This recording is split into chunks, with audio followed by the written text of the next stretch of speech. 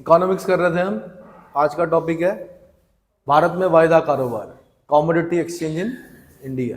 ठीक है, कमोडिटीज अर्थात कारोबार दो पक्षों के बीच ऐसा अनुबंध होता है जहां दोनों पक्ष भविष्य में एक निश्चित तिथि पर किसी वस्तु की एक विशिष्ट मात्रा को पूर्व निर्धारित कीमत स्तर पर क्रय और विक्रय हेतु सहमत होते हैं। एक तरह से डेफिनेशन ही समझ लीजिए, एज इट इज अगर पढ़ लिख सको तो बहुत बेहतर है, अपनी भाषा में अगर बनाना चाहो तो बना सकते हो, बट मुझे लगता है कि बड़ी समृद्ध भाषा में लिखा हुआ, अच्छी भाषा में लिखा हुआ, क्रय और विक्रय हेतु सहमत होते हैं।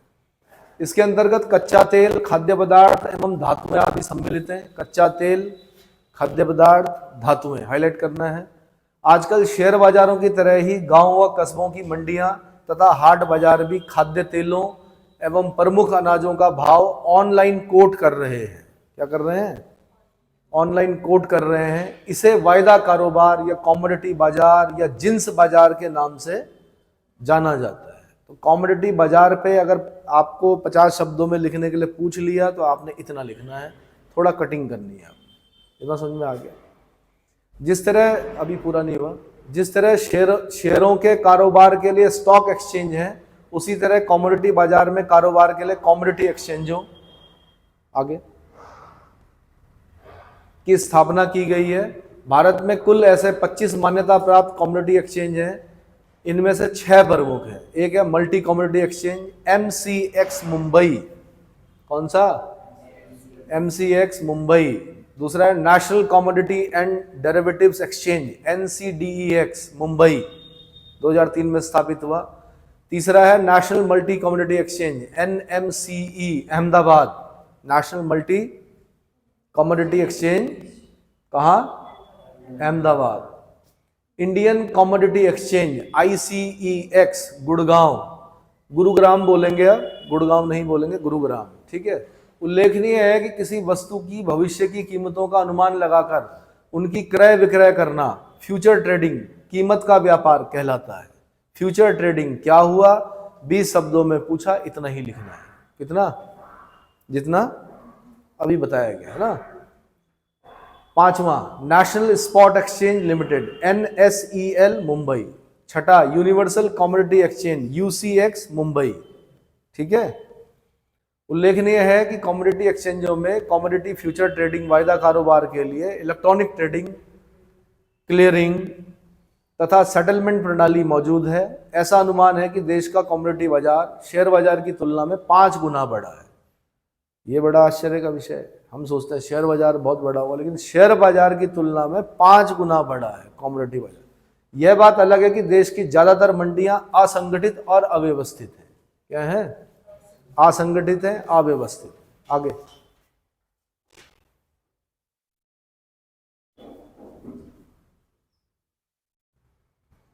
फिर है वायदा कारोबार। कमोडिटी एक्सचेंज के अनेक लाभ हैं। भविष्य का भाव निर्धारित कर किसानों को बिचौलियों के शोषण से बचाया जा सकता है। हेजिंग और आर्बिट्रेज के जरिए निवेशक लाभ भी कमा सकते हैं। इसके अलावा प्रत्यक्ष तथा अप्रत्यक्ष रूप से रोजगार की काफी संभावना है। हेजिंग और आर्बिट्रेज को आपने क्या करना? हाईलाइट करना। आगे विदेशी मुद्रा का वायदा कारोबार। विदेशी मुद्रा का भी क्या होता है? वायदा कारोबार होता है। Future trading of foreign currency. भविष्य की तिथि के लिए विदेशी मुद्रा का स्टॉक एक्सचेंज में निर्धारित रेट पर क्रय विक्रय को ही विदेशी मुद्रा का वायदा कारोबार कहा जाता है। कई लोग करते हैं, डॉलर खरीदिए, पाउंड स्टर्लिंग खरीदिए, फिर उसके लिए लेकिन पहले क्या आपको परमिशन या लाइसेंस की आवश्यकता पड़ती है शायद, है ना। भारत में सर्वप्रथम 29 अगस्त 2008 को राष्ट्रीय स्टॉक एक्सचेंज NSE में डॉलर रुपये के बीच इस कारोबार का शुभारंभ किया गया। इससे आयातकों, निर्यातकों व विदेशी यात्रा पर जाने के इच्छुक लोगों को विनिमय दर यानी एक्सचेंज रेट में होने वाले उतार चढ़ाव के जोखिमों से सुरक्षा मिल रही है। ठीक है। विदेशी मुद्रा के आग्रही विदेशी मुद्रा का सौदा पहले ही करके विनिमय दर में होने वाले उतार चढ़ाव के जोखिम से मुक्त रह सकेंगे। इसके लिए अभी तक 4 वायदा बाजारों को स्वीकृति प्रदान की गई है। वो कौन कौन से हैं? नंबर 1 राष्ट्रीय stock exchange NSE, number 2 Mumbai stock exchange BSE, number 3 multi commodity stock exchange MCX, और number 4 United stock exchange of India limited USEIL। ठीक है। जनवरी 2010 से सेबी ने अब यूरो, पाउंड और येन आपको पता है जापान, ठीक है, पाउंड स्टर्लिंग पता है, यूरो यूरोप में भी वायदा कारोबार की अनुमति प्रदान कर दी है। इन विदेशी मुद्राओं में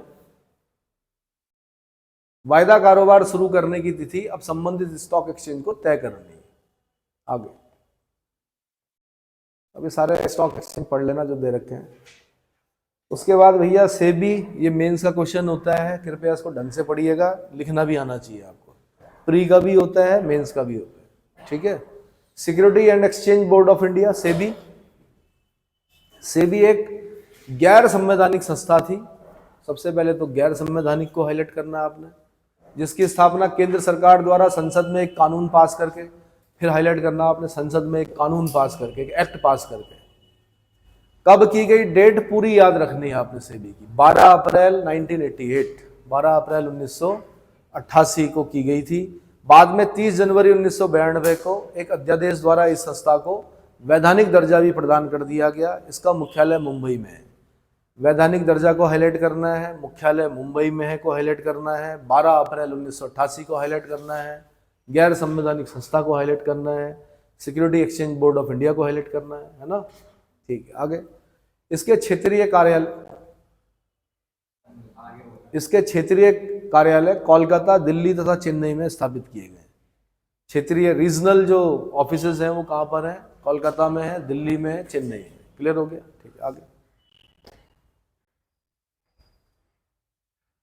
आप भी देखते रहो ना, वहां पर पढ़ते रहो। हाँ, सोचो। सेबी शेयर बाजार में चलने वाले वृहद कारोबार को नियंत्रित और विनियमित करता है। इसके लिए निर्धारित किए गए प्रमुख कार्य निम्नलिखित हैं। भैया सेबी ना होता तो पता नहीं कितने हर्षद मेहता और हो जाते ग्रेट बुल, पता नहीं कितने बियर और बुल दिखते हैं आपको, जो क्या करते, घोटाला कर देते। द ग्रेट बुल बोला जाता है हर्षद मेहता। तिजड़िए जो शेयर के रेट वो क्या करते हैं, ऊपर कर देते हैं, उनको क्या बोलते हैं, तिजड़िया। और बियर जो होता है उसको बोलते हैं मंदड़िए, जो क्या करते हैं, शेयर के मूल्यों में नीचे ले आते हैं, है ना। आप लोग भी हम समाज में भी देखते हैं, एक प्रॉपर्टी बनती है, उस प्रॉपर्टी का रेट बढ़ा देते हैं बहुत ज्यादा लोग कि बहुत महंगी है जी, बहुत महंगी है, जबरदस्ती क्या बोल बोल कर, क्या बहुत ही महंगा कि ये तो बस प्रॉपर्टी मिल जाए तो क्या। अब जब लेते हैं तो पता चला कुछ ही नहीं। कई बार क्या करते हैं कि हम कुछ धार्मिक अन्य कारणों से बोलते हैं, अरे भैया नहीं बेकार है, पनौती है वो जगह, वहाँ नहीं लेना, उसके रेट क्या करते हैं, गिरा देते हैं या अफवाह फैला देते हैं। तिजड़िया मंदड़िया हर जगह होते हैं, ठीक है। तिजड़िया मंदड़िया आपके हर क्षेत्र में है।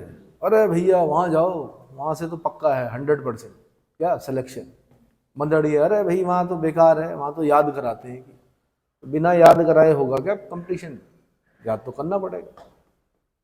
किसको करना पड़ेगा, आपको करना पड़ेगा।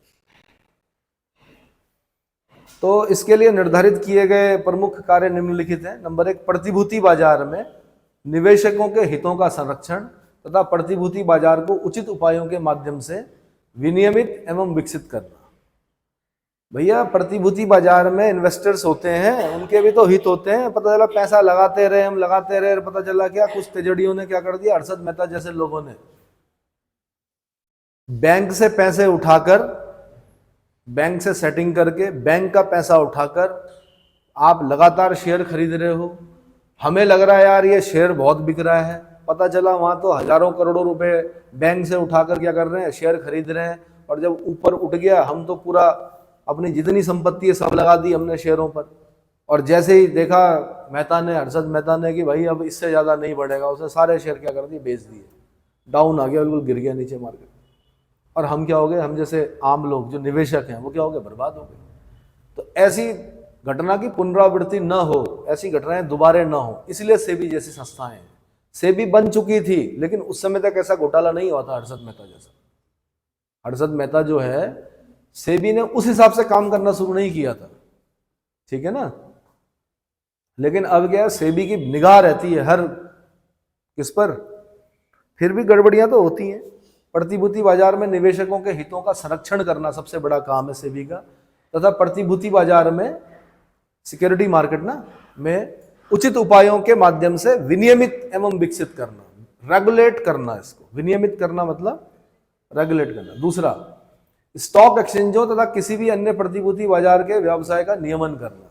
कोई भी प्रतिभूति बाजार होगा, कोई भी प्रतिभूति किसको बोलते हैं, हाँ, सिक्योरिटी मार्केट जो होगा उसको नियमन करना, नियम बनाने उसके लिए, ये भी किसका काम है, सेबी का काम। आगे, स्टॉक ब्रोकर्स, सब ब्रोकर्स, शेयर ट्रांसफर एजेंट्स जो होते हैं, trustees, merchant bankers, underwriters, portfolio manager आदि के कार्यों का नियमन करना और उन्हें पंजीकृत करना। जिनका कॉमर्स होगा वो इन बातों को समझ पा रहे होंगे, जिनका कॉमर्स नहीं होगा, अब ये शेयर मार्केट में होते हैं सब, जितने भी पढ़े ना आपने, स्टॉक ब्रोकर्स होते हैं, सब ब्रोकर्स होते हैं, शेयर ट्रांसफर एजेंट्स होते हैं, ट्रस्टीज होते हैं, मर्चेंट बैंकर्स होते हैं, इन सब का रजिस्ट्रेशन करना भी सेबी का काम है।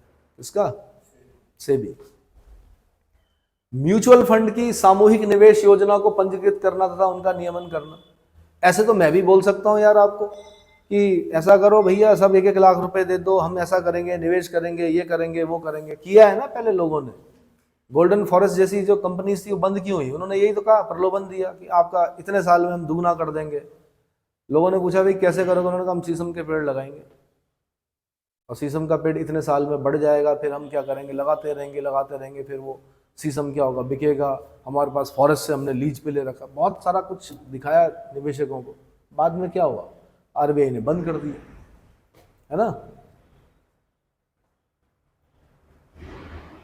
तो निवेशकों का पैसा डूब जाता है ऐसे में। और जो भोला भाला निवेशक होता है, भोला भाला भी नहीं बोलेंगे, लालची भी बोल सकते हैं। जब पता है कि सरकार आपको इतने साल में दुगना करके दे रही है और आपको अगर कोई ये बोले कि हम आपको 1 साल में दुगना करके दे देंगे, तो संभव नहीं है, पैसा हो जाएगा दुगना। कोई है ऐसी रीति कि आप 1 लाख दो और मैं आपको 1 लाख दूं और आप मुझे 1 साल में 2 लाख करके दे दो, नहीं है ना। तो प्रतिभूतियों के बाजार से संबंध ये है, कहाँ गया वो, म्यूचुअल फंड की सामूहिक निवेश योजनाओं को पंजीकृत करना तथा उसका नियमन करना, प्रतिभूतियों के बाजारों से संबंधित अनुचित व्यापार व्यवहारों का समाप्त करना, प्रतिभूति बाजार से जुड़े लोगों को प्रशिक्षित करना तथा निवेशकों की शिक्षा को प्रोत्साहित करना, प्रतिभूतियों की इनसाइडर ट्रेडिंग पर रोक लगाना।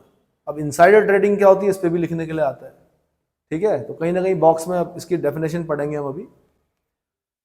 दूसरा, अभी पढ़ने में बोरिंग लग रहा होगा, क्या पढ़ रहे हैं बकवास। प्री में क्वेश्चन बनेगा, सेबी के निम्नलिखित में से कौन सा कार्य नहीं है, सेबी का निम्नलिखित में से कौन कौन से कार्य हैं, और मेंस में आएगा सेबी के कार्य लिखो। क्या लिखो, तब यही सब चीजें लिखनी है। आज भले ही इसका महत्व पता ना चल रहा हो, हमसे पूछो ना, हम लोग भुक्तभोगी क्या है, भुक्तभोगी। तो शेयर बाजार में गड़बड़ियों के दोषियों को अधिक कठोर सजा के लिए सेबी को व्यापार अधिकार उपलब्ध कराने के उद्देश्य से सेबी संशोधन अधिनियम 2002 संसद से पास कराकर इसे 29 अक्टूबर 2002 से लागू भी कर दिया गया है। इस अधिनियम के अंतर्गत सेबी द्वारा इनसाइडर ट्रेडिंग के लिए 25 करोड़ रुपए, आगे 25 करोड़ रुपए तक का जुर्माना किया जा सकता है। इनसाइडर ट्रेडिंग करते हुए अगर कोई व्यक्ति पकड़ा गया, कोई कंपनी पकड़ी गई, 25 करोड़ रुपए का। और लोग सुधरते ही तब हैं, सीट बेल्ट नहीं लगाते थे लोग, जुर्माना लगाया नई सरकार ने 5000 रुपए, कितना है जुर्माना, सीट बेल्ट लगानी शुरू कर दी सबने। हेलमेट पे जब जुर्माना होगा तब आप हेलमेट पहनेंगे, है ना। कहानी सुना देता हूं छोटी सी पढ़ाई के बीच में, ताकि आपको कुछ शिक्षा मिले। एक बालिका हमारी जा रही थी, अब जा रही थी तो हेलमेट नहीं पहना हुआ था, और बीच में खड़ी होती है, क्या बोलते हैं उन्हें, अरे पुलिस नहीं यार, गाड़ी खड़ी होती है आपका स्पीडो, जिन पे स्पीडोमीटर लगा, क्या बोलते हैं उनको, इंटरसेप्टर खड़ी थी, साथ में विभाग के लोग भी खड़े थे, हाथ दिया। बालिका ने सोचा क्या, सीधे भाग जाती हूँ, हो गया। सीधे मोबाइल पे मैसेज आया, 8000 कि 10,000 रुपए का चालान कटा। कितने का, अब उसके बाद फिर जब आपत्तियां आती हैं तो फिर सर याद आते हैं कि सर ऐसा ऐसा हो गया। अब मैंने कहा भाई स्टूडेंट है, बेरोजगार होते हैं बेचारे, 10,000 रुपये कहाँ से लाएंगे। फिर बात की तो पता चला भाई इंटरसेप्टर से कटा है, कुछ होगा नहीं, अब ज़्यादा थोड़ा कम हो सकता है पर होगा नहीं कुछ, है ना। तो क्या क्या लगा, एक तो बिना हेलमेट के, दूसरा रोकने पर नहीं रुके, तीसरा कई चीज़ें लग गई उन पर, और क्या लग गया, जुर्माना लग गया। मेरे ख्याल से 4-5 हज़ार रुपये फिर भी खर्च हुआ, इतना जुर्माना देना पड़ा। जब भी आपको रोका जाता है एक अच्छे नागरिक की तरह रुकिए, पुलिस रोक रही है ना आपकी सुरक्षा के लिए, रुकिए, बताइए। अगर आप स्टूडेंट हो, ठीक है, नहीं है माना हेलमेट, तो वैसे तो जुर्माना होना चाहिए, क्यों नहीं है। जब स्कूटी ले सकते हो 1,00,000-1.25 लाख की, तो हेलमेट 1,000, 2-3 हज़ार रुपये का हेलमेट लेने में क्या हो रहा है, आप ही की सुरक्षा के लिए तो है, तो लगा लो भैया। तो पहले लोग हाथ में लेके चलते थे, इसीलिए कानून व्यवस्था जरूरी है। एक पुलिस अगर खड़ी है चौराहे पर, सब हेलमेट पहनना शुरू कर देते हैं। इस देश में कठोर कानून भी क्या है, जरूरी है, ठीक है। जब ये 25 करोड़ तक का जुर्माना लगा, तब जाके इनसाइडर ट्रेडिंग पर क्या हुई, रोक लगी, है ना। या तो खुद समझदार हो आप, स्विट्जरलैंड के जैसे नागरिक हो आप। कैसे कि सरकार ने कहा हम आपको भैया भत्ता देंगे, बहुत प्रॉफिट हो गया सरकार को, कहाँ रखें। उन्होंने कहा नहीं भाई, भत्ता नहीं चाहिए हमें। अगर आपने भत्ता दिया तो हम अभ्यस्त हो जाएंगे, अकर्मण्य हो जाएंगे, हम क्या हो जाएंगे, हमें नहीं चाहिए कोई भत्ता, हम काम करेंगे, उससे कमाएंगे तब खाएंगे, हमें नहीं चाहिए भत्ता, समझ में आया। और नियमों से चलने वाले वेस्ट जो कंट्रीज है ना, सच में बता रहा हूं मैं, चाहे वेस्ट क्या, और उनसे सीखा यूएई, जो ये नए नए जो बन रहे हैं, वहां थूक के दिखा दीजिए गुटखा, जैसे यहाँ थूकते हो ना सीढ़ियों में, वहां थूक के जुबान काट देंगे, हाथ काट देंगे वहां तो सीधे अंग भंग की सजा होती है। तो इतना भी नहीं, लेकिन वित्तीय दंड दे दो। किसी के हाथ कट के सरकार को क्या फायदा होगा, बल्कि और नुकसान हो गया कि नागरिक क्या है। मतलब अगर हाथ और आंख निकालने वाली प्रथा अगर हम शुरू कर दें, तो मेरे ख्याल से मुझे लगता है देश में आधे लोग हथकटे और अंधे हो जाएंगे, क्योंकि उन्हें रूल तोड़ते रहते हैं। सीधा सा है, वित्तीय दंड दो, सरकार वित्तीय दंड दे, सरकार अपना क्या करे, खजाना भरे, उस खजाने को क्या करे, अन्य जगहों पर लगाए। हर गलती पर वित्तीय दंड होना चाहिए। नहीं, सहमत नहीं हो? हम भी लगाते थे, लेट आओगे फाइन पड़ेगा, लेकिन फिर किसी बच्चे ने बोल दिया कि सर फीस दे तो रखी है, फाइन का क्या मतलब है ना, ठीक है भाई रहने दो। मैंने कहा आप क्या हो, आप अब नहीं बोल सकते ना, जमाना बदल गया। पहले बच्चे समझते थे उस चीज को, अब तो क्या है कि फीस दे रखी। अरे फीस का अगर पैसे की धमक दिखाओगे तो फिर हमारे लिए कुछ नहीं है भाई वो, है ना। चलो, यानी आपने ये बोल दिया कि हम नहीं सुधरेंगे। फाइन कितना होता था, 1 रुपया दंड, और जो इनाम होता है वो 1 रुपया भी काफी होता है। 1 रुपया आपने, और वो मैं अपने लिए नहीं रखता था, मैगजीन्स लेके आता था। मैं कहता इनको पढ़िए, कुरुक्षेत्र योजना, आपके दंड से जो पैसा आ रहा है उसको क्या कर रहे हैं, आप ही पर खर्च कर रहे हैं। छोड़ देते थे यहाँ पर द हिंदू, इंडियन एक्सप्रेस, ठीक है। चलो, तो लघु निवेशकों के साथ धोखाधड़ी के मामलों में 1 लाख रुपया प्रतिदिन की दर से 1 करोड़ रुपए का जुर्माना आरोपित करने का प्रावधान भी इस अधिनियम में किया गया है। संशोधित प्रावधानों के अनुसार अब किसी भी शेयर बाजार को मान्यता प्रदान करने का अधिकार सेबी को हस्तांतरित कर दिया गया। शेयर बाजार को मान्यता प्राप्त करने का अधिकार किसके पास है, सेबी के पास है।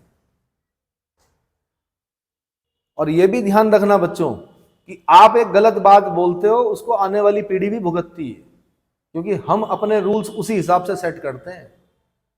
कि किसी एक बच्चे ने बोला, एक बात बोली, जैसे माना यही एग्जाम्पल है कि मैंने 1 रुपये फाइन लगाया कि भाई जो लेट आएगा वो 1 रुपये फाइन देगा। एक बच्चे ने बोला सर फीस दे तो रखी, फाइन क्यों। मैंने कहा ठीक है। मैंने कितने लोग सहमत हैं इनसे, और उसमें 51% से ज्यादा लोगों ने हाथ खड़े कर दिए, तो वो नियम वहीं पर खत्म हो गया। अब किसी पर 1 रुपया क्या नहीं लगेगा, तो आप लोग भी क्या हो गए, उस चीज से क्या हो गए, वंचित हो गए। इसका मतलब आपने ये बोल दिया हमें देर से ही आना है, तो ठीक है देर से आओ। अरे वो सुबह सुबह 1 रुपए का सिक्का खोजना, क्योंकि लेट हो गए, अब 1 रुपए का सिक्का खोजना भी तो एक सजा है। घर में घर वालों से मांगना, भाई 1 रुपए दे दो, घर वाले पूछेंगे क्यों दे दो, मैं लेट हो गया, ये लेट हो गई, फाइन देना है वहां पर, घर वालों को भी तो पता चलेगा, है ना। चलो जी, पुनश्च सेबी की नियामक शक्तियों में वृद्धि के लिए एक अध्यादेश राष्ट्रपति ने 18 जुलाई 2013 को जारी किया। अध्यादेश के मसौदे को केंद्रीय मंत्रिमंडल की 17 जुलाई 2013 की बैठक में मंजूरी दी गई। अध्यादेश के तहत सेबी एक्ट व अन्य संबंधित अधिनियमों में संशोधन कर सेबी के दायरे का विस्तार किया गया, करते हुए इसकी शक्तियों में वृद्धि भी की गई। विभिन्न योजनाओं के जरिए पूंजी जुटाने के नए नए तरीकों जो अभी तक सेबी के दायरे में नहीं आते थे, को इस अध्यादेश के जरिए सेबी के दायरे में लाया गया। जनता से 100 करोड़ रुपए से अधिक धनराशि जुटाने वाली सभी योजनाएं अब सेबी के दायरे में लाई गई हैं। इसके साथ ही सेबी की शक्तियों में वृद्धि करते हुए तलाशी, जब्ती, संपत्ति कुर्क करने के साथ साथ नियमों का पालन नहीं करने वालों को हिरासत में लेने का अधिकार भी इसे इस अध्यादेश के जरिए प्रदान किया गया है। बहुत अच्छे क्या है नियम है ना। ये जो हुआ ना, क्योंकि मानते नहीं है लोग, फिर भी क्या करने से, नियमों को तोड़ने से। तो अब तलाशी ली जाएगी, जब्ती, संपत्ति कुर्क के साथ साथ नियमों का पालन नहीं करने वालों को हिरासत में लेने के अधिकार भी इस अध्यादेश के जरिए प्रदान किए गए हैं। देश एवं विदेश के नियामकों के से सूचनाएं मांगने की अनुमति भी सेबी को अब इस अध्यादेश के जरिए प्रदान की गई। नियम कानून जब कठोर होते हैं, योगी जी का शासन चल रहा है उत्तर प्रदेश का, मैं फिर बोल रहा हूं, सौभाग्यशाली है कि हम लोग एक ही स्कूल में पढ़े, सीनियर रहे हो मेरे, है ना। तो बड़ी खुशी भी होती है उनका कानून व्यवस्था देखकर। तो भैया अब अपराधी जो है ना, बोल रहे हैं खुद कि हमें गिरफ्तार कर लो, क्या कर लो, क्योंकि उनके लिए सबसे सुरक्षित जगह जो है जेल है। क्या है? जेल, क्योंकि पता है कि एनकाउंटर होना है, ठीक है। या जो छोटे अपराधी, जो छोटे वो अपराध कर रहे हैं, वो भी डर गए अब, क्योंकि पता है कि जितनी संपत्ति बनाई है ना आपने, वो सब बुलडोजर बाबा ने क्या करनी है, तोड़ देनी है, ठीक है। मैं नहीं जानता कि कानून की किताब में क्या लिखा हुआ है, लेकिन मैंने देखा है अपने सामने कि चेंजेस आए हैं, अपराध में कमी आई है, ठीक है। ऐसे ही मैंने नीतीश सरकार को देखा, मैंने बिहार में कुछ प्रोत्साहित योजनाएं होती हैं। मैंने कहा नहीं कि वहां पर लड़कियों को नहीं पढ़ाते थे, नीतीश सरकार ने कहा जो भी लड़की स्कूल जाएगी उसको एक साइकिल मिलेगी, और लड़कियों की संख्या एकदम से क्या हो गई, बढ़ गई। तो ऐसी जो योजनाएं चलाती है सरकार, उससे बहुत फर्क पड़ता है, और इनकी क्या करनी चाहिए, प्रशंसा की जानी चाहिए, ठीक है ना।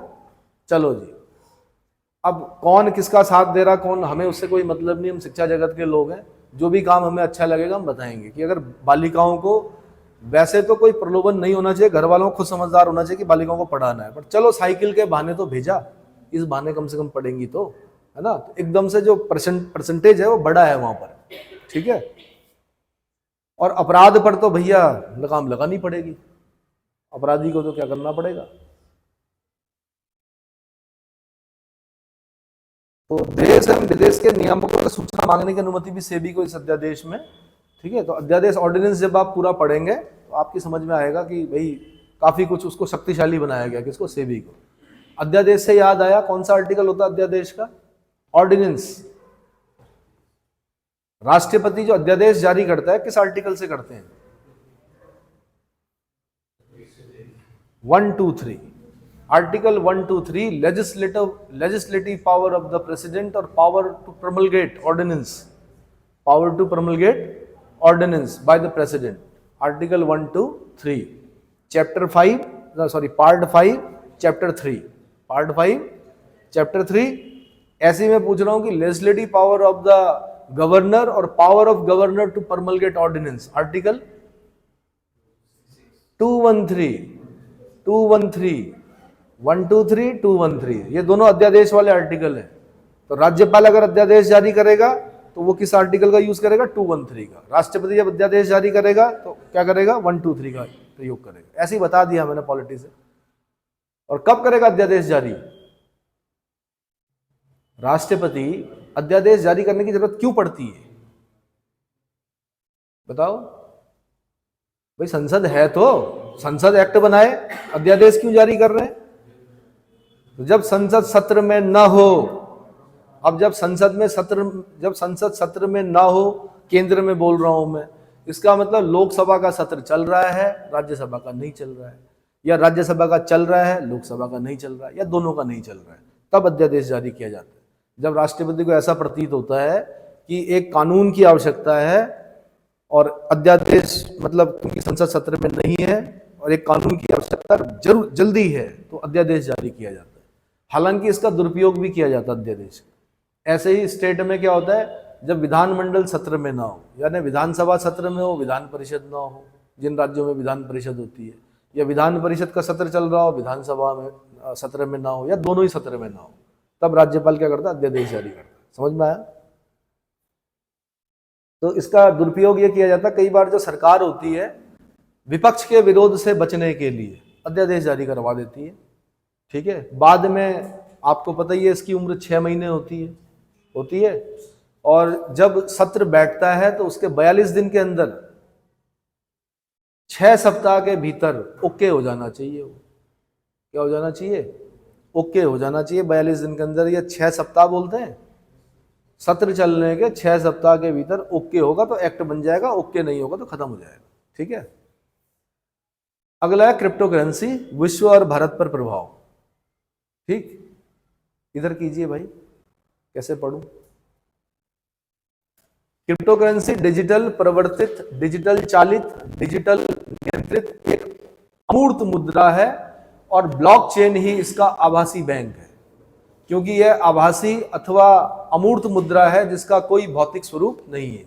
जब आपसे क्रिप्टो करेंसी की डेफिनेशन पूछी जाएगी तब आपने क्या करनी है, इस प्रकार की डेफिनेशन अगर लिखते हैं माना जाता है कि हाँ भाई बहुत अच्छी डेफिनेशन लिखी है। क्रिप्टो करेंसी डिजिटल प्रवर्तित, डिजिटल चालित, डिजिटल नियंत्रित एक अमूर्त मुद्रा है और ब्लॉकचेन ही इसका आभासी बैंक है, क्योंकि यह आभासी तथा अमूर्त मुद्रा है जिसका कोई भौतिक स्वरूप नहीं है। क्रिप्टो करेंसी की शुरुआत वर्ष 2008 के विश्वव्यापी आर्थिक संकट के बाद वित्तीय विनिमय के परंपरागत तरीकों में भरोसा घटने से हुई है, जब जापान के इंजीनियर, आगे बढ़िए भाई, आगे इनका नाम याद रखना आपने, सतोशी नाकामोतो ने बिटकॉइन नामक इस आभासी मुद्रा का निर्माण किया।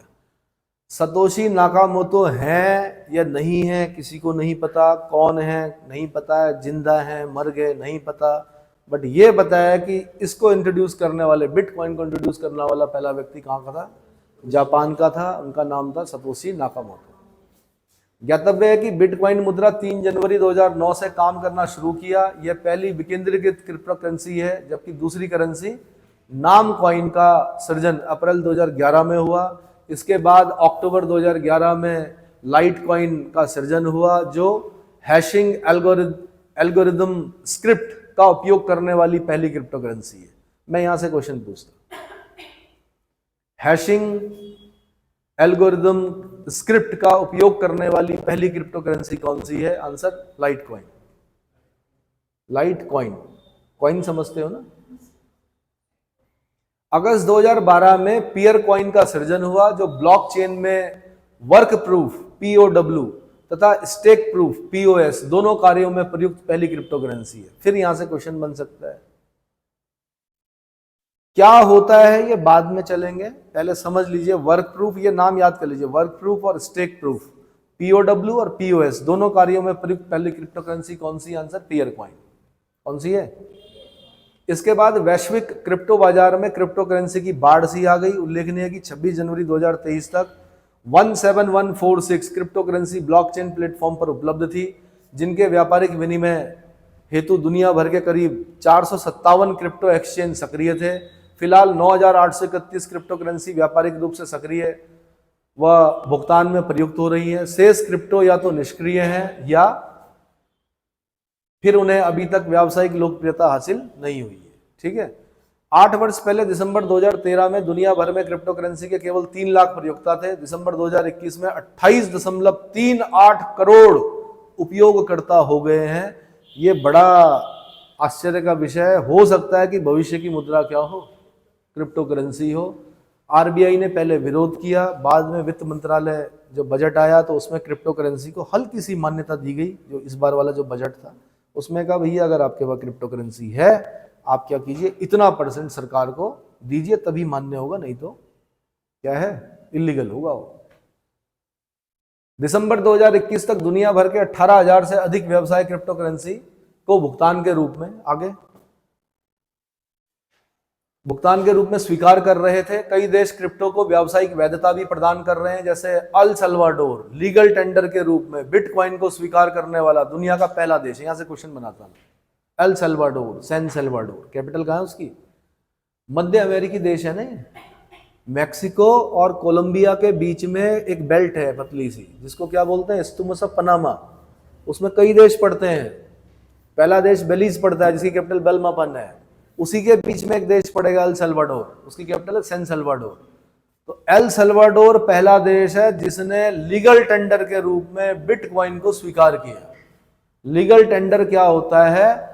जब मोदी जी आते हैं ना रात को 8 बजे और बोलते हैं कि 500 और 1000 रुपए के नोटों का लीगल टेंडर सरकार द्वारा समाप्त किया जाता है, तो समझ लो सरकार ने लीगल टेंडर खत्म, अब वो कागज के टुकड़े हैं खाली, अब आग लगाओ उन पर जो डबल बेड में भरे हुए आप, है ना। क्या बेरोजगारों के पास तो कहां से होना, पर मैं बता रहा हूं कि जो काला धन वो धन होता है जिसकी सूचना सरकार को नहीं होती है ना, जिसपे आपने कोई टैक्स नहीं दिया हुआ होता, वो सब काला धन है।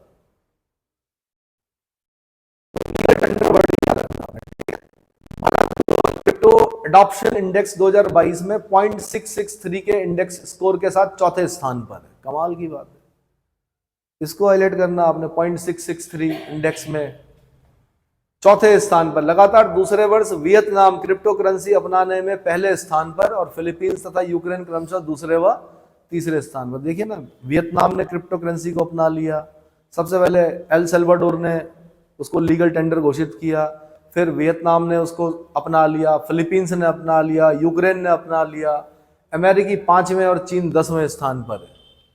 दुनिया भर में 30 करोड़ से अधिक क्रिप्टो करेंसी के धारक और उपयोगकर्ता हैं। कितने? 30 करोड़ लोग। और ये कौन लोग हैं?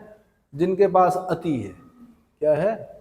अति पैसा है जिनके पास, जिनको पता ही नहीं खुद की हमारे पास है कितना पैसा। यहां पेटीज खाने के पैसे नहीं हो रहे बच्चों के पास हमारे, क्यों?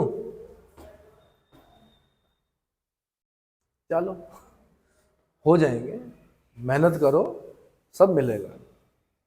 दुनिया भर में 30 करोड़ से अधिक क्रिप्टो करेंसी के धारक और उपयोगकर्ता हैं, ये जो 154 देशों में फैले हुए हैं। एशिया महाद्वीप में क्रिप्टो यूजर्स की संख्या सर्वाधिक है, जहां 16 करोड़ क्रिप्टो करेंसी के उपयोगकर्ता हैं। क्रिप्टो का आकर्षण विकसित देशों के मुकाबले अल्प विकसित देशों में अधिक है।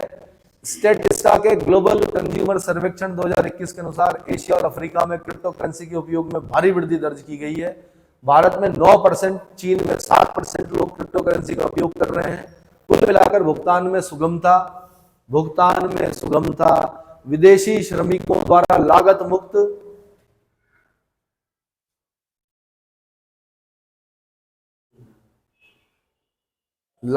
सीमा पार मुद्रा का हस्तांतरण एवं व्यक्तिगत स्थानांतरण आदि कारणों से विकासशील देशों में क्रिप्टो करेंसी की लोकप्रियता और उपयोग की व्यापकता बढ़ रही है। इस पे एक निबंध भी लिखना आज, क्रिप्टो करेंसी भविष्य की मुद्रा, या क्रिप्टो करेंसी सही है गलत है, दोनों पक्ष लिखना इसमें, ठीक है। यदि क्रिप्टो बाजार की प्रधान करेंसी बिटकॉइन की कीमतों का विश्लेषण करें तो क्रिप्टो की कीमतों में विचलन और वृद्धि की वास्तविक स्थिति सुगमता से समझी जा सकती है। 31 दिसंबर 2010 को एक बिटकॉइन की कीमत $0.30 हो गई। फरवरी 2011 में पहली बार बिटकॉइन की कीमत $1 की सीमा को पार किया, जो बढ़कर 31 दिसंबर 2011 को $4.25 हो गई, और नवंबर 2013 में इसकी कीमत $1242 हो गई। देख रहे हो कहां से कहां पहुंच गई, देख रहे हो, $1242, जो कि बिटकॉइन की लोकप्रियता में पहली बड़ी वृद्धि थी। इसके बाद बिटकॉइन की कीमतें घटनी शुरू हुई और 28 दिसंबर 2014 को घटकर $317.24 रह गई। इसके बाद कीमतें बढ़नी शुरू हुई, जो 26 दिसंबर 2021 को $50,809 हो गई। 26 दिसंबर 2021 को। समझ रहे हो कितना डॉलर एक बिटकॉइन। लेकिन यह वृद्धि कभी भी स्थिर नहीं रही है। ठीक है। वैश्विक संभावनाएं। क्रिप्टो उद्योग में विकास की प्रवृत्ति बहुत आशावादी रही है। कोविड महामारी में अप्रत्याशित प्रभावों से जब दुनिया भर की अर्थव्यवस्थाएं नकारात्मक वृद्धि पर चल रही थी, तब भी क्रिप्टो उद्योग दुनिया के सभी क्षेत्रों में सकारात्मक मांग का गवाह था। वितरित लेजर तकनीक का विकास, उद्यम पूंजी को बढ़ते डिजिटल निवेश और विकासशील देशों में मुद्रा विनिमय माध्यम के रूप में डिजिटल मुद्रा का बढ़ना उपयोग क्रिप्टो बाजार विकास के प्राथमिक चालक बनकर उभरे हैं। जबकि वैश्विक क्रिप्टो बाजार का आकार बढ़ने में माइनिंग, सॉफ्टवेयर और हार्डवेयर की भूमिका बहुत प्रभावी रही है। ज्ञातव्य है कि वैश्विक क्रिप्टो करेंसी बाजार का आकार वर्ष 2020 में 1.49 अरब डॉलर था, जो 2025 में 2.23 अरब डॉलर और 2030 में 4.94 अरब डॉलर तक बढ़ना संभावित है। क्लाउड पर ब्लॉकचेन तकनीक के बढ़ते स्मार्ट अनुबंध, बिटकॉइन जैसे क्रिप्टो के नगद मूल्य में बढ़ती परिपक्वता एवं अधिकांश विकसित देश जैसे जापान, यूएसए, यूरोपीय देशों में डिजिटल मुद्रा के प्रति लोगों के बढ़ते आकर्षण ने इसकी विकास की गति को तीव्र किया है। इसके अतिरिक्त एल सल्वाडोर और क्यूबा द्वारा क्रिप्टो करेंसी को वैधता प्राप्त करना, प्रभावी प्लेटफॉर्म द्वारा डिजिटल मुद्रा का सृजन और स्वीकृति, दुनिया के कई केंद्रीय बैंकों द्वारा डिजिटल कैश अपनाने के लिए central bank digital currency CBDT के समर्थन से आभासी मुद्रा की लोकप्रियता प्रोत्साहित हुई है। क्या हुई है? पहले विरोध किया आरबीआई ने भी, लेकिन अब धीरे धीरे समझ में आ रहा है कि भैया रोक नहीं सकते ना आप किसी चीज को।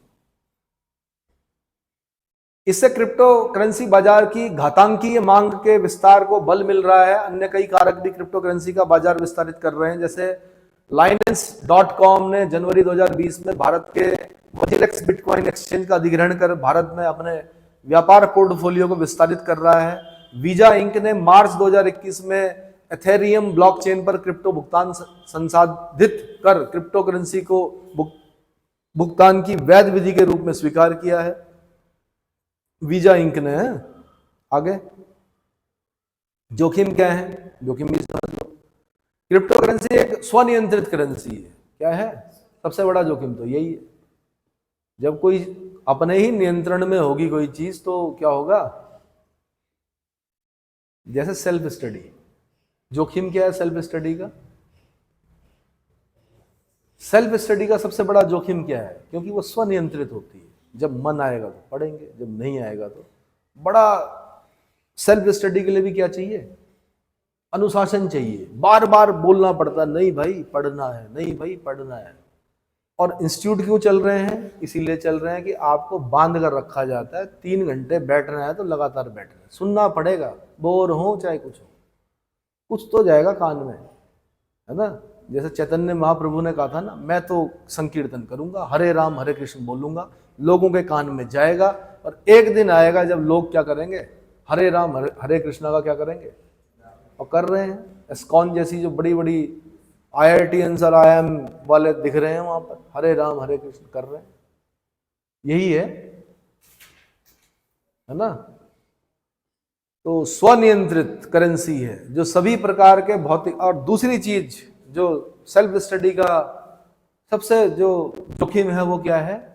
करनी चाहिए, सबसे अच्छी सेल्फ स्टडी ही होती है। खुद मैं यहाँ डाइस से बोल रहा हूँ। लेकिन सबसे बड़ा जोखिम ये होता है कि कई बार सेल्फ स्टडी करने वाले बच्चे को ये भ्रम हो जाता है कि दुनिया का सबसे विद्वान व्यक्ति मैं ही हूँ, ये चीज मैंने ही पढ़ी है, ये तो पता ही नहीं कि कैसे कैसे, है ना। जमाने ने देखे जमा कैसे कैसे, जमी खा गई आसमां कैसे कैसे। ठीक है, कैसे कैसे लोग हैं, कैसे कैसे पढ़ने वाले हैं, वो तो आपको समूह में ही पता चलता है। जब आपका टेस्ट होता है, जब नंबर लगते हैं आगे, तो पता चलता है यार इसके नंबर तो मेरे से ज्यादा है। तब फिर क्या बनता है? कंपटीशन बनता है ना। भाई ये 2 बड़े जोखिम सेल्फ स्टडी के क्या है? वीक वो है, पार्ट है, वरना सेल्फ स्टडी से अच्छा कुछ नहीं है। चलिए, क्रिप्टो करेंसी एक स्वनियंत्रित करेंसी है जो सभी प्रकार के भौतिक विनियमनों से मुक्त है। इसमें ना तो मुद्रा संप्रेषण का स्रोत ज्ञात होता है और ना ही व्यक्तिगत पहचान उजागर होती है, पता ही नहीं चलता कौन किसको दे रहा है। अतः अवैध और आतंकी गतिविधियों में इसका प्रयोग होता है, जिसे रोक पाना बहुत कठिन है। निबंध आ सकता है क्रिप्टो करेंसी में भाई, है ना। आरओ यारो जब आप निबंध लिखेंगे तो उसमें टॉपिक देख लेना, अगर आर्थिक से होगा तो क्रिप्टो करेंसी पर निबंध आ सकता है। आगे आगे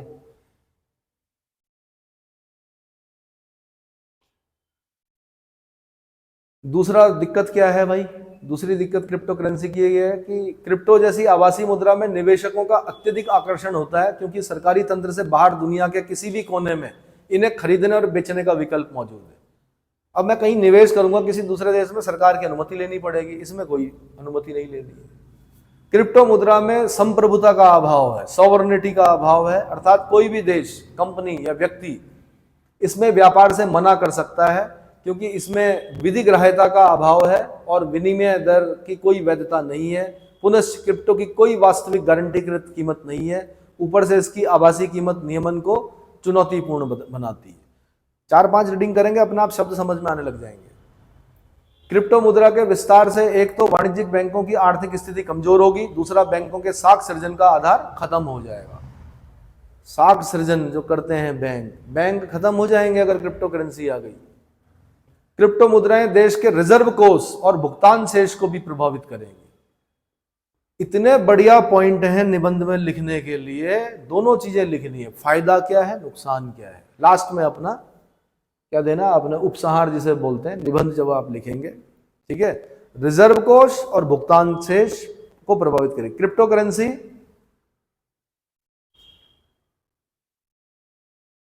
विभिन्न देशों की केंद्रीय बैंकों की मौद्रिक संप्रभुता को संकटग्रस्त कर सकती है। जो नोट चल रहे हैं वो काम नहीं आएंगे फिर। क्रिप्टो मुद्रा का वैश्विक ब्लॉकचेन प्रवाह होने के बावजूद अंतरराष्ट्रीय स्तर पर इसके लिए कोई नियम, प्राधिकार और नियंत्रण सर्वर नहीं है, जबकि फिएट संप्रभु मुद्राएं अंतरराष्ट्रीय मुद्रा कोष के नियमन के अधीन है। किसके? IMF, international monetary fund. Crypto मुद्राओं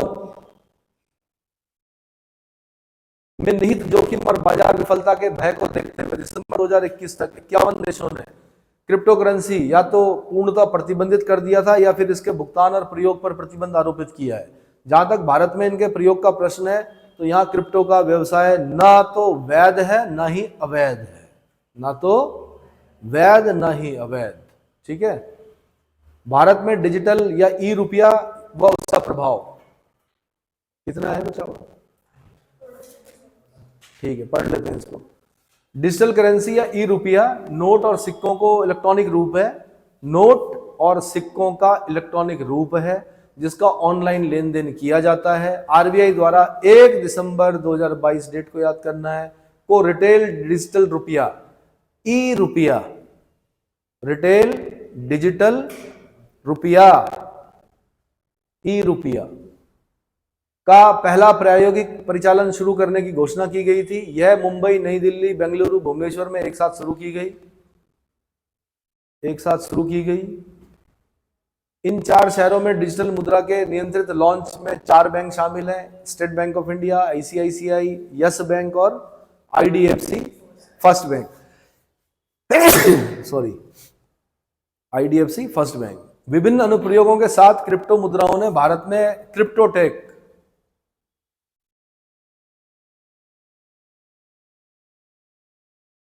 क्रिप्टोटेक उद्योग के घातीय विकास के लिए प्रमुख आकर्षण पैदा किया है। देश की वयस्क आबादी के 1.8% लोग क्रिप्टो में निवेश कर रहे हैं। वर्ष 2016 में क्रिप्टो में भारतीय निवेशकों की संख्या केवल 10 लाख थी। उनके द्वारा धारित क्रिप्टो संपत्तियों में का एक मैप $10 लाख था, जबकि वर्ष 2021 में देश के क्रिप्टो निवेशकों की संख्या बढ़कर 1.50 करोड़ हो गई और उनकी धारिता क्रिप्टो संपत्तियों का आगे बाजार पूंजीकरण $400 लाख, कितना? $400 लाख हो गया था। फिलहाल भारत में क्रिप्टो प्लेटफॉर्म के रूप में व्यापार के लिए 40 क्रिप्टो एक्सचेंज सक्रिय हैं, जो संभावित निवेशकों को लुभाने के लिए हमेशा प्रतिस्पर्धा में रहते हैं। भारत में क्रिप्टोटेक उद्योग के विस्तार के 7 प्रमुख चालक क्रिप्टो करेंसी, स्मार्ट कॉन्ट्रैक्ट्स, विकेंद्रीकृत वित्त, टोकनाइजेशन और गैर फंगिबल टोकन, क्रिप्टोटेक पूंजी का उभार, central bank digital currency CBDT है। भारत में क्रिप्टो उद्योग पिछले 4 वर्ष 2019 से 22 में प्रौद्योगिकी उद्योग के मुकाबले 4 गुना वृद्धि के साथ बढ़ा है। इन वर्षों में प्रौद्योगिकी क्षेत्र में की वृद्धि दर 10 से 11% तक, जबकि क्रिप्टोटेक क्षेत्र की वृद्धि 40 से 50% तक रही है। भारत में खरीद बिक्री और ट्रेडिंग जैसी वित्तीय गतिविधियों को सुविधाजनक बनाने के माध्यम के रूप में निवेशकों के मध्य क्रिप्टो करेंसी की मात्रा और लोकप्रियता में वृद्धि हुई है। रोजगार की दृष्टि से मौजूदा भारतीय क्रिप्टो बाजार में 55,000 लोग कार्यरत हैं, जो 2025 तक 3.36 लाख और 2030 तक 8.77 लाख नौकरियां सृजित करने की क्षमता रखते हैं। अभी देश के क्रिप्टो बाजार का आकार 7.38 करोड़ डॉलर का है, जो 14.1% की CAGR के साथ 2025 तक 12.32 करोड़ और 2030 तक 24.11 करोड़ डॉलर होने की संभावना प्रस्तुत करता है। फिलहाल भारत के खुदरा निवेशकों ने क्रिप्टो परिसंपत्तियों में करीब 6.6 अरब डॉलर का निवेश कर रखा है, जो 2025 तक 9.7 अरब और 2030 तक 15.6 अरब डॉलर वृद्धि की क्षमता रखते हैं। इन संभावनाओं के साथ भारत में क्रिप्टोटेक उद्योग निवेशक और लागत बचत के रूप में 184 अरब डॉलर का आर्थिक मूल्यवर्धन कर सकता है। इस लाइन को खास ध्यान देना है। अतः यदि देश में क्रिप्टो उद्योग का बेहतर विनियमन किया जाता है तो इससे 5 ट्रिलियन वाली अर्थव्यवस्था को समर्थित करने की अपार संभावनाएं हैं। ठीक है, 5 ट्रिलियन इकोनॉमी बनानी है ना हमें। क्रिप्टो ग्रामीण भारत के लिए वित्तीय बाधाओं को तोड़ने, अधिक अवसर पैदा करने, बाजार में निवेश और पूंजी के बड़े अंतर प्रवाह का माध्यम बन सकता है। इस तरह क्रिप्टो प्रौद्योगिकियों के प्रति सक्षम नियामक दृष्टिकोण भारत में क्रिप्टोटेक परिस्थिति तंत्र और नवाचार मतलब नवोन्मेष, इनोवेशन के विकास का प्रमुख चालक बन सकता है। समझ में आया? जब रीडिंग करोगे तब क्रिप्टो पे बहुत सारा है याद, मतलब पढ़ने के लिए इतने से काम नहीं चलेगा, और भी पढ़ना है आपने कि अच्छा है बुरा है। निबंध में यही तो लिखोगे, और जब निबंध आएगा तो आपका वो लगभग 75 नंबर का निबंध PCS में आता है। कितने का? तो अगर कोई चैप्टर आपको 75 नंबर दे रहा है, 75 तो कभी नहीं आएंगे, 75 में से 75 नहीं आएंगे, पर 75 में से अगर 60 आ गए बुरा क्या है भाई? ठीक है, और इसके बीच में 1 नंबर का अगर एक क्वेश्चन प्री में मिल जाता है तो पढ़ने में बुराई नहीं है। हाँ, अब आप एक्सपर्ट बनने की सोचोगे, बोलोगे दिखाओ जी कैसा होता है क्रिप्टो करेंसी, तो दिखाना संभव नहीं है, हमारी पहुंच से बाहर है अभी क्रिप्टो करेंसी। समझ में आया? मैं दिखा नहीं सकता आपको, बट आपने महसूस करना है कि ऐसा होता होगा। अब जब 50 समथिंग डॉलर, कितना है वो 5 डिजिट में है डॉलर, कहाँ से लाऊं मैं इतने डॉलर? बिटकॉइन कैसे दिखाऊं आपको, है ना? तो आपने क्या करना है, ऐसे पढ़ के लिखना है। ठीक है भाई, हो गया बंद।